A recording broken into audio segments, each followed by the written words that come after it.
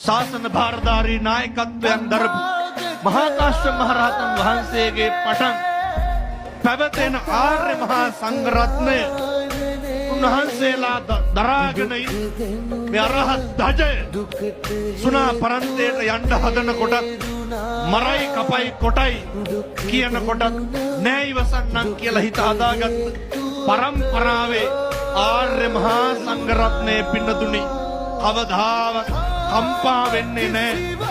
කවදාවත් සැලෙන්නේ නැහැ. අකම්පිතව මිනිස්සුන්ට ජීවත් වෙන්න බණ කියන්න තරමට මේ කටහුරු කරගත්තේ අකම්පිතව ඉඳලාමයි.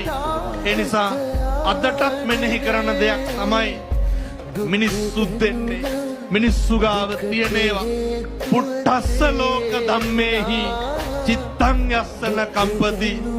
පුරුදුවෙන් අවුරුද්දේ පළවෙනි පෝය දවසේ අදිෂ්ඨාන කරගන්න අකම්පිත ජීවිතයක් ගත කරන්න මං ආයතේශනා කරනවා.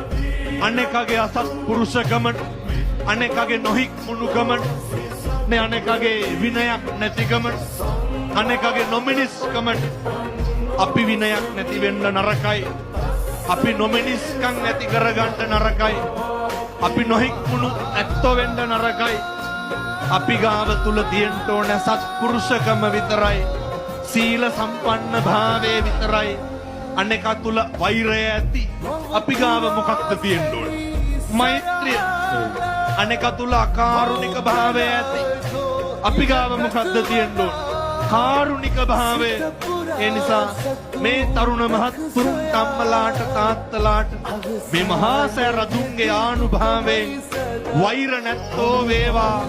මහා කරුණාවන්ත සිත් ඇත්තෝ වේවා. සියලු දෙනාටම මෛත්‍රී කරන් සියලු දෙනාටම අවමන් නොකරන් නිදුක් නිරෝගී භාවයේ පතන් උදේට හවසට මෛත්‍රිය වඩන්න පිං සිත් පහළ වේවා.